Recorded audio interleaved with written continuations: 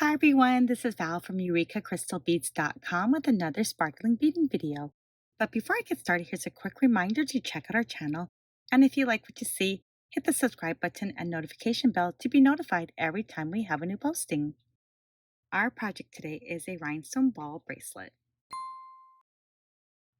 The products you'll be needing today are some 6mm bicones. We're using an 8mm rhinestone ball. Some findings like lobster claw, horseshoes or wire guards, crimp beads, and a jump ring. We'll also be using some metallic gold seed beads in a size 11-0. You'll be needing a flat nose plier, a soft flex cutter, and some soft flex beading wire. And today we're using a 014 size. To start off our project, I started off with 1 foot of the soft flex wire in the 014. I strung up my crimp bead and one side wall of the wire guards. Now with my soft flex, I'm going to go into the other tube wall of the side of the wire guard and pull my wire guard up. And then now I'm going to add in the ring of the lobster claw. Now you can use a lobster claw or a toggle or a magnet, whatever type of clasp you want to use. And you can push together the walls with your fingers or use a flat nose plier. And now at this point, I can put in the other side of my wire into the crimp bead. Bring the crimp bead all the way to the end of your wire guard. Make sure you pull down your wire so you don't have that gap at the top of your wire. See right there? You want to make sure you pull the wire down and take your flat nose plier or your crimp tool and give your crimp a smash. Just like that. And you can smash both sides if you like, or just one side, it's up to you. So we'll start off with a 6mm bicone. And really we're just doing simple stringing, but with the rhinestone balls, there is a little technique and tips that you might want to take a look at. Now I strung in my 11 metallic seed bead. Now here's the rhinestone ball, and if you're not familiar with working with it, you'll notice that there's just a whole bunch of holes, and you think, okay, which is the hole that I'm going to string on?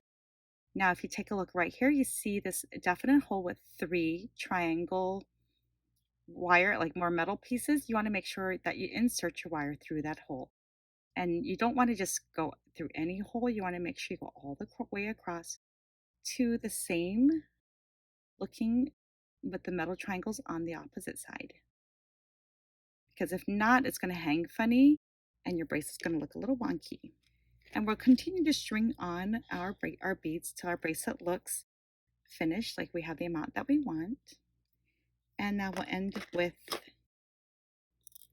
one more bicone because it just looks a little bit more finished. Just like that. Now we'll add a crimp bead, our horseshoe or wire guard. I don't know, I call them horseshoes, but I know that they're really probably called a wire guard. And go back into your wire guard. Now this is where it can change a little bit. Instead of adding our next part, we're just going to go through the crimp bead and make sure you go through at least one more bead. Pull your wire nice and tight. Just make sure your beads are all lined up properly. And before we crimp, we want to squeeze our wire guard together just a little bit more and crimp that. Smash the crimp bead. Okay, so now we can cut off our excess wire, and now we can add in our jump ring. Now this other end of our wire, we can actually string into the bead, the first bead on that end, just so we don't have any loose pieces of wire. Now we can cut off our excess.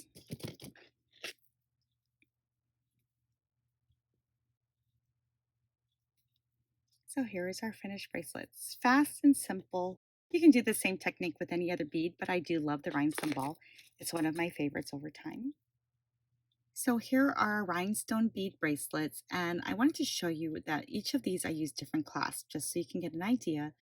This one has a slider chain, this one has a toggle, and this one has a lobster claw that we used earlier. And even though they're all using different clasps, you can use them all together at the same time. And it's kind of fun because it gives you that different look. It's kind of boho, but yet elegant because of all the rhinestone beads. And rhinestone beads are actually one of my favorite of all set crystals in metal. And this one's really fun too. I don't know if you've seen these before. This is like a black oxide with rhinestone ball, and it just has the rhinestones in the center. And I added some um, 6mm light red bicones to it. So it kind of looks like lava, but all together it pairs quite nicely together. Hope you enjoyed this video, and all of these supplies and more can be found on EurekaCrystalBeads.com. Thanks for joining us.